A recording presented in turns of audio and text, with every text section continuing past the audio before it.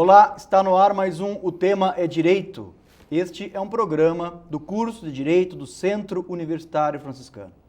Meu convidado de hoje é o professor Fabrício Aitaivo, professor do curso de Direito do Centro Universitário Franciscano, advogado, mestre em Direito pela Universidade de Santa Cruz do Sul. Seja bem-vindo, professor. Obrigado, professor Cristiano. Prazer estar aqui. Dizer que da última vez foi muito legal, a gente conversou bastante aqui, eu vi várias pessoas que assistiram o programa, a gente vê que a audiência do programa está cada vez maior. Parabenizar o amigo, dizer que é uma felicidade ver que o pessoal assiste o programa, que gosta do programa, que a repercussão é legal. Então, meus parabéns, professor. Muito obrigado, professor. Nosso assunto hoje versa diretamente sobre a questão das domésticas, da nova lei das domésticas, sancionada agora dia 2 de junho. O que é possível dizer sobre esse tema, que é um tema tão instigante, não, professor? É um tema tão presente na realidade de tantas pessoas. Assim, primeiro, Cristiano, acho que a gente tem que levar em consideração algumas questões da origem do trabalho doméstico no Brasil. A gente tem uma situação em que os domésticos, eles durante muito tempo, e até hoje ainda são vistos de uma certa forma, tanto é que a gente vê o tempo que levou para regulamentar de uma forma mais próxima com o trabalho dos demais empregados o trabalho do doméstico. Então, o trabalhador do doméstico, ele passa por uma defasagem que é histórica, uma defasagem que faz com que a gente tenha uma realidade que é uma realidade que às vezes foge daquilo que a gente possa pensar no que diz respeito a uma família que queira ter alguém para acompanhar ou para atender às necessidades daquela família. A gente tem uma situação durante muito tempo que o empregado doméstico praticamente não tinha direitos, não tinha jornada de trabalho, não tinha hora extraordinária, não tinha fundo de garantia, não tinha férias, não tinha nada. Para uma situação um pouquinho melhor com a Constituição de 88, primeiro com a lei do doméstico, depois com a Constituição de 88, depois com a emenda constitucional e o que a gente tem hoje, que é uma situação de maior garantia e que vem, querendo ou não, atingindo o próprio mercado de trabalho do empregado doméstico. Professor, o senhor é uma referência na área do direito do trabalho, na Obrigado. Cidade, na universidade, o senhor sabe disso. Os seus alunos devem ter lhe perguntado N vezes, por que o tratamento tão diferenciado do doméstico para com os outros trabalhadores? Eu acredito que a questão é cultural, na verdade, A gente passa por um momento histórico, vamos dizer assim, em que se aboliu a escravatura no Brasil e que não tinha emprego para aquela população que até então trabalhava no campo e que veio do campo para a cidade. As indústrias não estavam prontas para receber essa população e nem essa população estava pronta para entrar no mercado de trabalho fabril, vamos dizer assim, E aí a gente vai passar por um momento em que a forma desse trabalhador que não tinha uma qualificação, que não tinha uma condição de inserção no mercado formal de trabalho, se manter, era trabalhando na casa de alguém.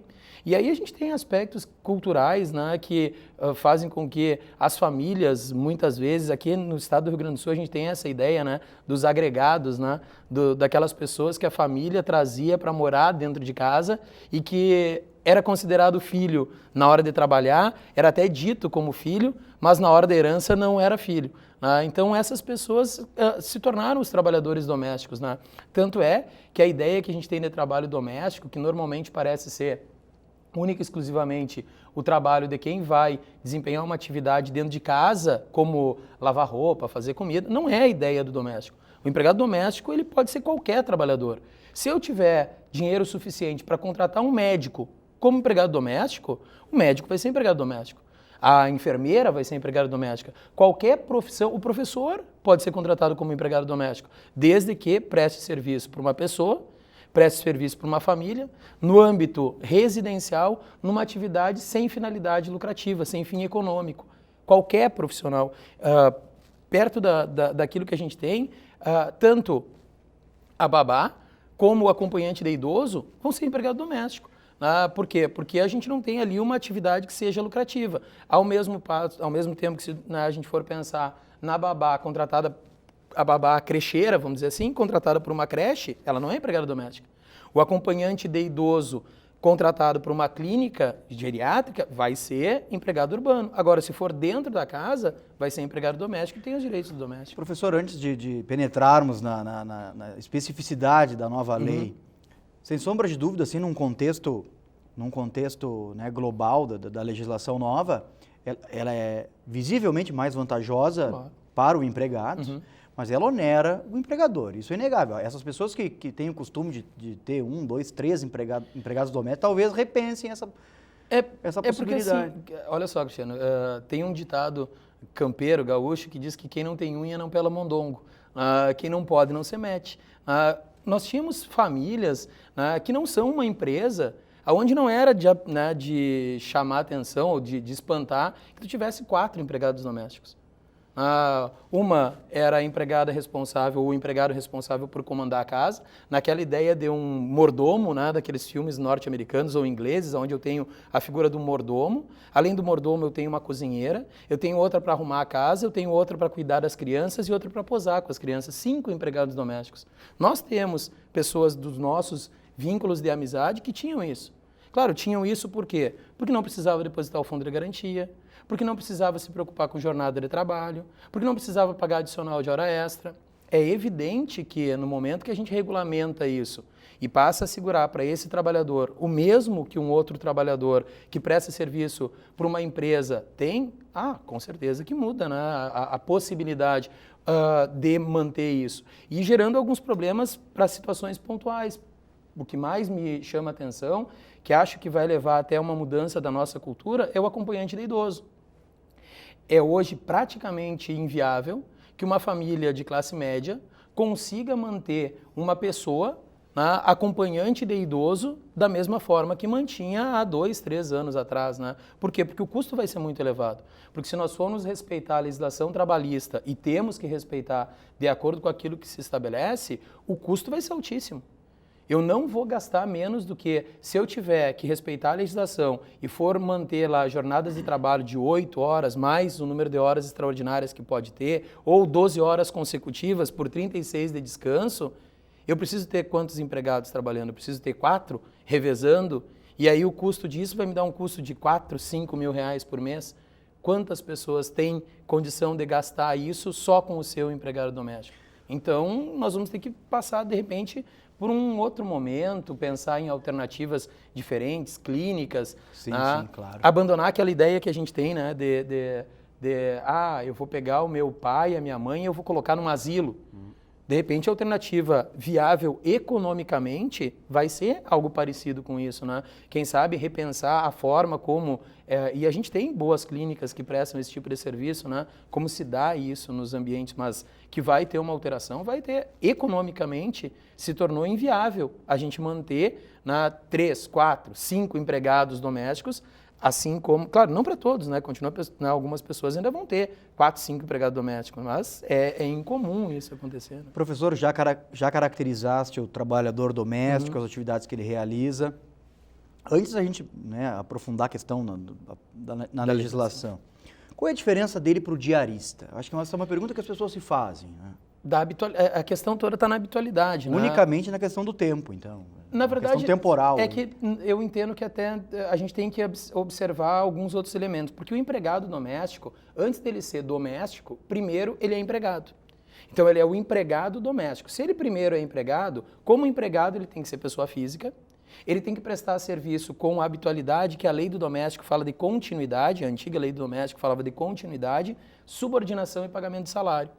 Então, se ele tem que ser esse empregado para depois ser doméstico, a habitualidade ou continuidade é um requisito. E aí é importante a gente chamar a atenção das pessoas que não tem um número de dias mínimo. O que normalmente se diz é o quê? Olha, se o empregado, se o trabalhador, diarista, ele trabalhar 3 dias ou mais, bom, ele é empregado.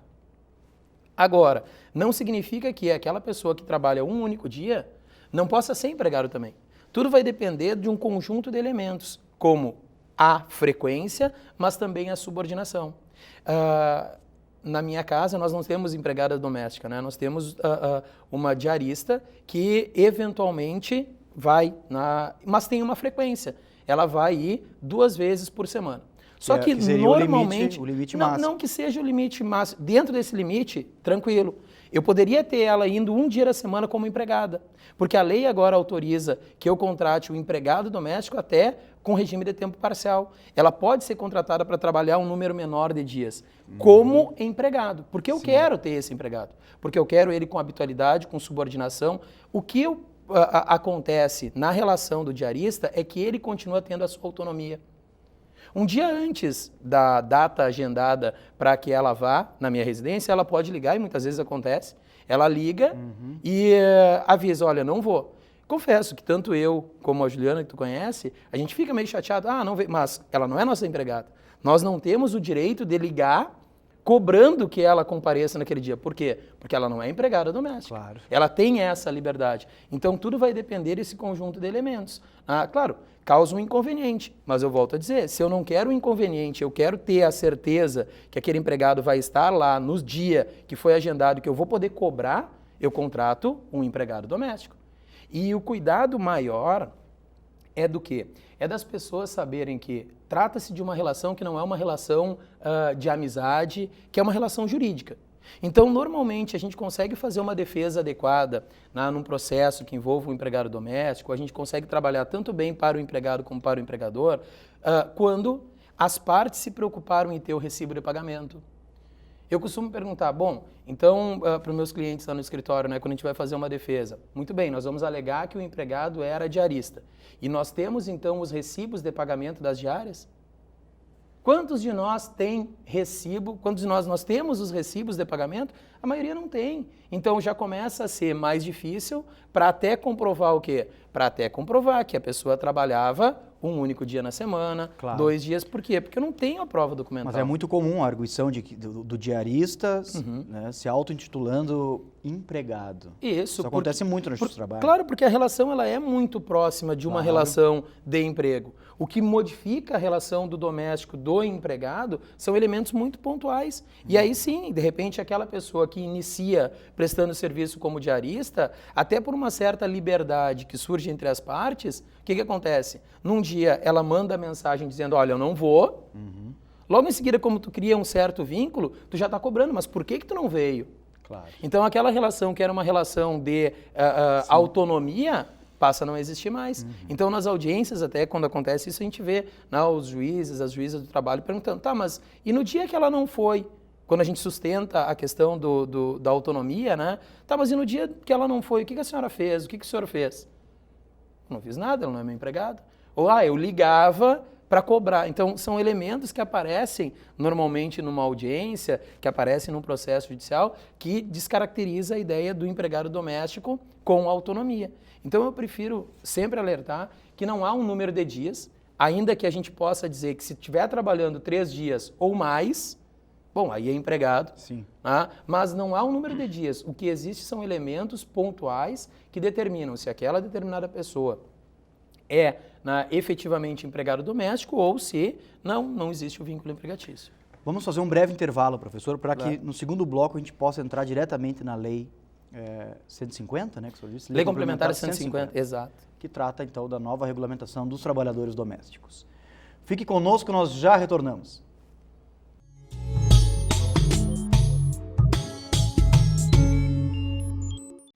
Eu sou a coisa mais importante do planeta. Sou forte, sou indispensável, sou mais eu. Afinal, todos precisam de mim.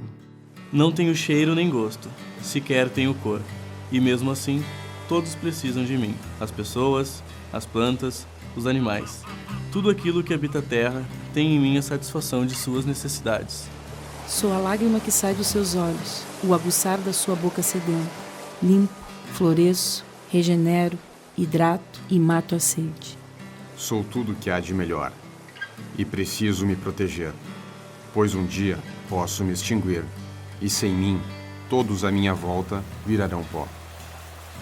Preciso me proteger e preciso que todos me protejam. Sou importante demais para acabar. Eu sou água. Somos todos água.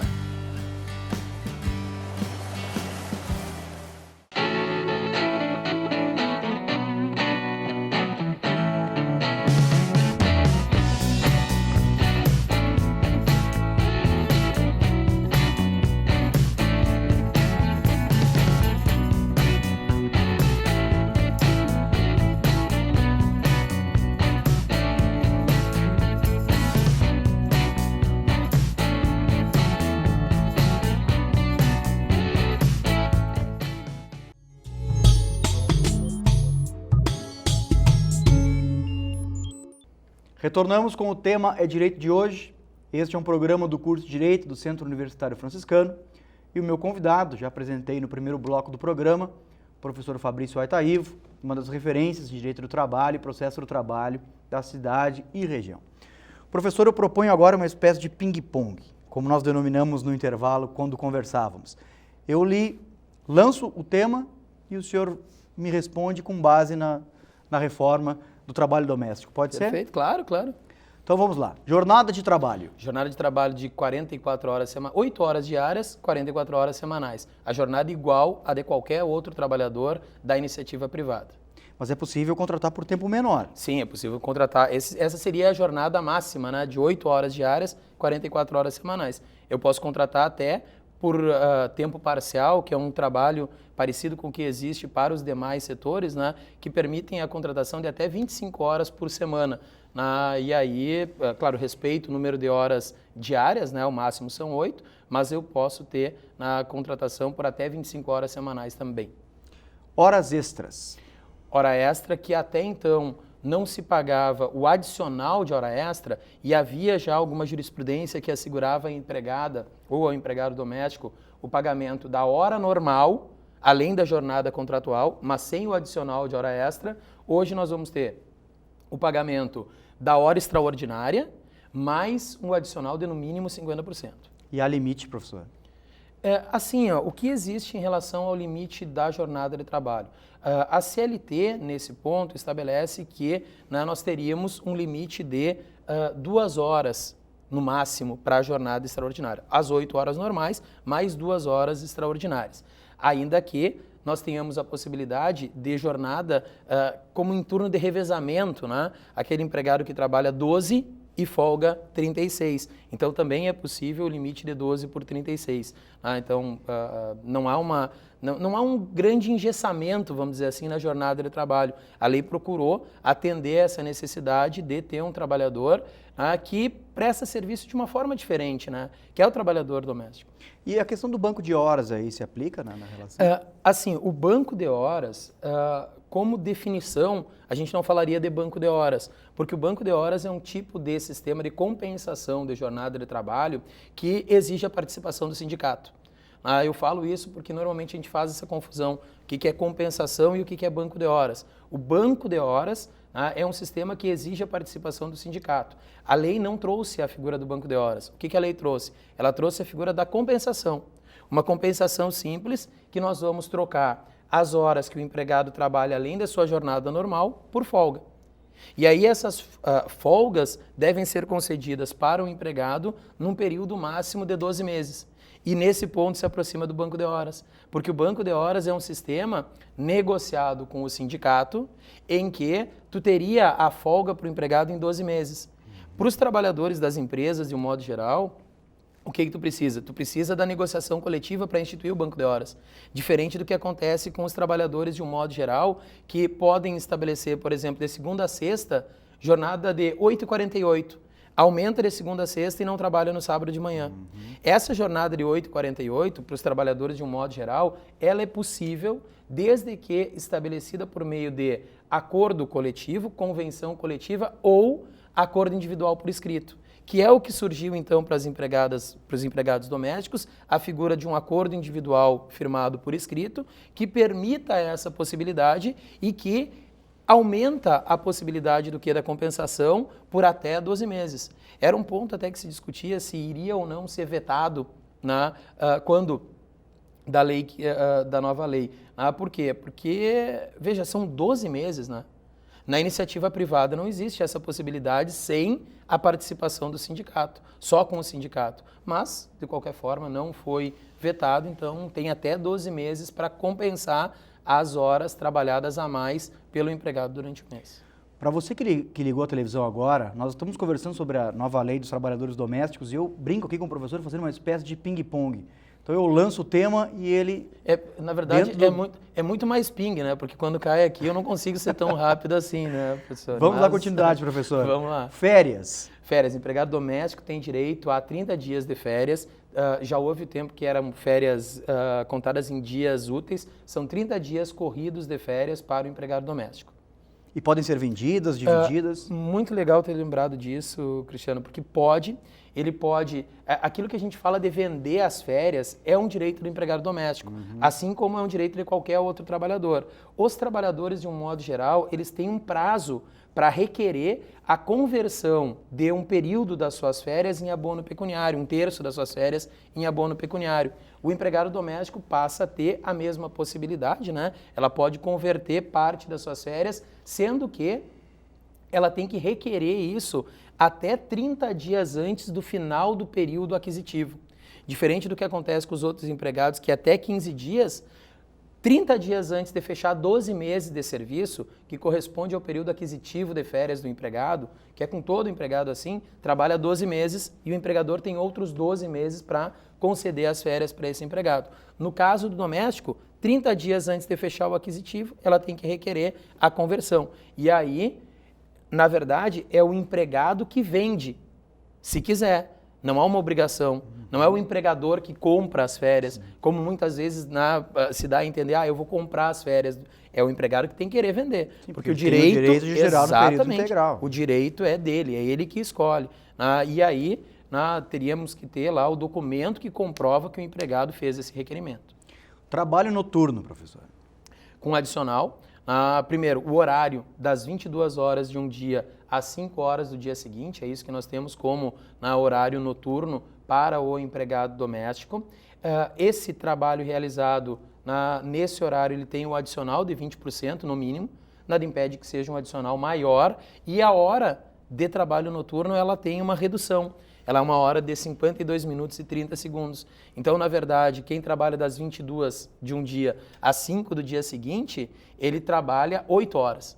Porque cada hora tem 52 minutos e 30 segundos. Então, a quantidade de horas ali dentro, vamos dizer assim, ela é maior, porque se nós comparássemos com o horário de 60 minutos, nós teríamos ali 7 horas relógio. Sim. Mas vamos ter horas de 52 minutos e 30 segundos. Professor, eu deixei a cereja do bolo para o final, tá? Demissão por justa causa. É um tema intrigante, né? É porque assim, a demissão por justa causa é difícil em qualquer situação. É difícil a gente ter a prova que é indispensável para que se tenha a dispensa por justa causa. Mas, obviamente, que cabe tanto a dispensa por justa causa, quando esse empregado doméstico cometeu uma falta grave, e nós temos ali tipificado praticamente as mesmas faltas graves, as mesmas faltas que eram consideradas como graves na CLT, com algumas peculiaridades, assim, o empregado doméstico que trata mal, que agrediu o idoso, a criança, enfim, isso passa a ser falta grave tipificada para o empregado doméstico, que já entraria na figura do ato de improbidade que havia antes, Mas é possível dispensar o empregado doméstico por essas agressões, é possível dispensar por justa causa no caso de desídia, no caso de insubordinação, enfim, as mesmas faltas que nós tínhamos. A dificuldade, via de regra, é o quê? É provar esse tipo de situação, porque o ônus da prova é do empregador. Da mesma forma que o empregado, ele pode pleitear a rescisão indireta do contrato de trabalho se o empregador cometer falta grave. Não só o empregador como os familiares. Tratar o empregado com rigor excessivo, agredir o empregado, ofender fisicamente esse empregado. Então, a justa causa existe tanto para um como para outro. O empregador pode dispensar o empregado, como o empregado pode pleitear a rescisão indireta do contrato. A penúltima, professor, do nosso quiz aqui, tá? O seguro-desemprego.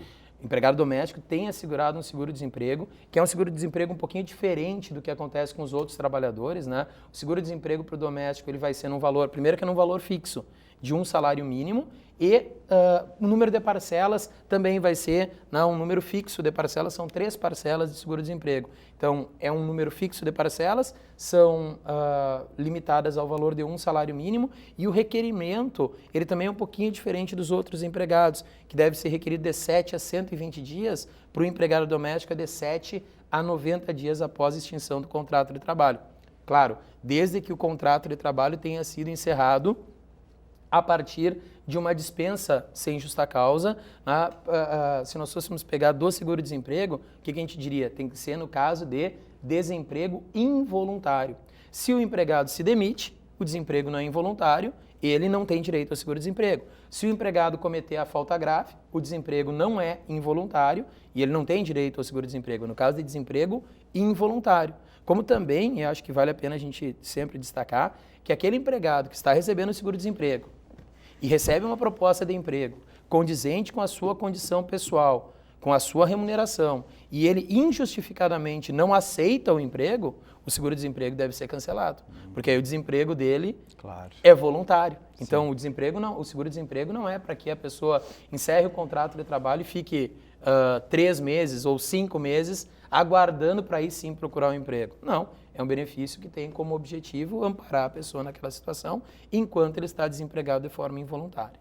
Professor, para finalizarmos, o FGTS, talvez essa seja a grande mudança aí da legislação. Porque as horas extras e o adicional foram implementados com a emenda constitucional. Claro. O Fundo de Garantia, ele veio com a Lei Complementar 150, mas ainda depende de regulamentação, porque o Fundo de Garantia, ele ficou para ser regulamentado, né, de acordo com o que for estabelecido pelo Conselho Curador do FGTS.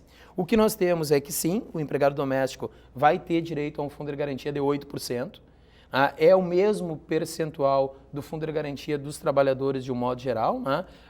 Se imaginava que poderia ser menor, como acontece, por exemplo, com os aprendizes, que é de 2%, não, ficou 8%, e a forma como vai se dar essa arrecadação, vamos dizer assim, o pagamento, ainda depende de regulamentação. Então, logo vier a regulamentação, aí o professor Cristiano vai ter que me convidar para voltar aqui, para a gente falar da regulamentação, para a gente falar de outros pontos que ainda ficaram pendentes, né, Cristiano?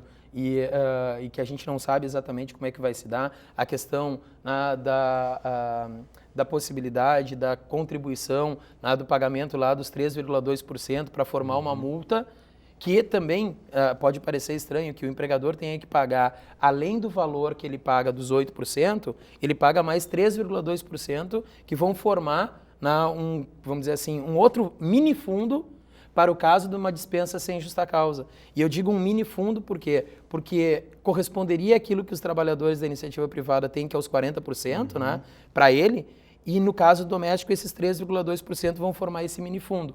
Se chegar lá no final do contrato e o empregado se demitir, que ele não vai ter direito àquela indenização, o empregador pode movimentar aquele valor.